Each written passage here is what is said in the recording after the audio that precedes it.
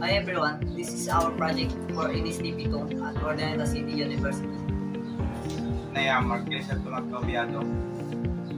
And I'm Daniel Navarrete Pico. And I'm Jeremy Ayopopo, and we are BSEE-1. For this video, our topic is all about the earthquake concept.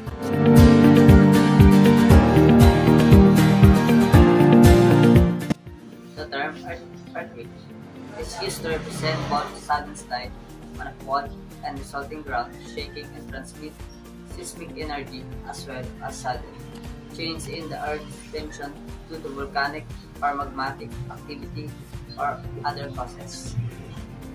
Strong earthquakes with far-reaching effects frequently occur in the Philippines within a few hundred kilometers radius. Earthquakes with a magnitude greater than 8.0 are wreaking havoc and destroying many homes.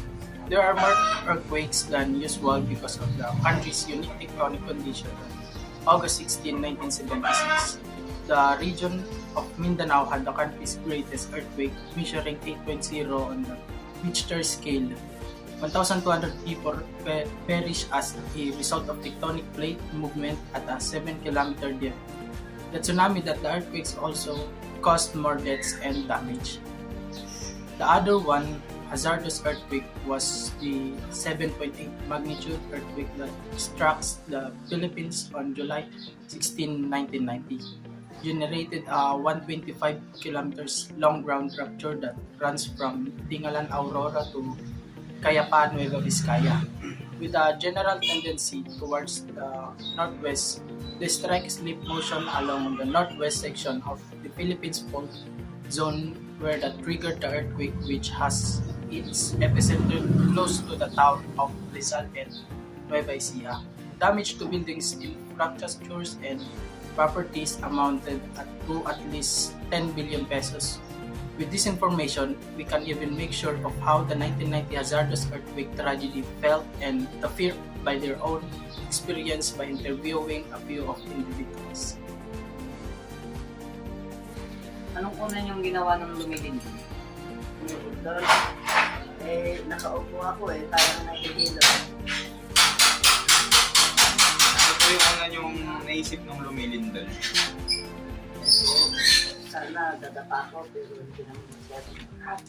Kung malakas sana, hindi magdadapa ako. Nagpanik po ba kayo nung nagkaroon ng lindol? Siyempre, tatakot ako, may malindol na yun. Maanangat na punong kahoy, kaya yung ano ba yung Structures po sa And ano po yung una yung ginawa pagkatapos lumindol?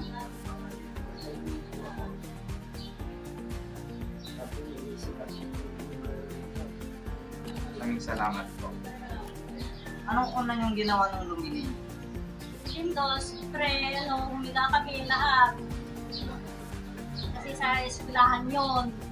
Naaral ako sa gabi noon. Ano po yung una yung naisip ng lumilindol? Panik ako kasi yung pang-tuition ko noon nasa bag ko, sa per floor. Inakyat ko pa yun, kinuha ko pa yung bag ko doon kasi nandun yung pang-tuition ko noon. Nasa bagyo ako nung that time na wala kasi doon. Nagpanik po ba kayo nung nagkaroon ng lindol? Naman, pre. Ano din po yung una yung ginawa nung pagtapos ng lindol? Di, nag-iiyakan na dahil ang lakas noon. Opo. 19 ba yun? Anong taon yun? Oo, 1990 ba yun? 1990 po. Malakas yun, nasa bundok ako noon. Salamat.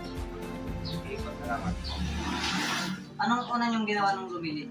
Hindi, paano umupo lang ako. Ano po yung una yung naisip ng lumilindol? Ano? Ano po yung una yung naisip ng lumilindol? Ano nung pinisip, basta lang dumating na taon. Nagpanik po ba kayo nung nagkaroon ng lindol? Wow! Baka parang bumuho na ng mundo noon Malakas noon ang lindaw ng 1990 Ano po yung una yung ginawa pagtapos ng lindol? Nalangin ako sa Panginoon. Huwag nang mauwi, sana. Yun na lang. Salamat po. culture, we can stop natural earthquakes from occurring and significantly reduce their effects by identifying hazard buildings and structures that will not easily be destroyed. Providing earthquake safety education as well so that we are aware of what to do in the event of an earthquake. We can help a lot of people and especially ourselves by being prepared for natural earthquakes, and we can lower the risk of earthquake caused by effort.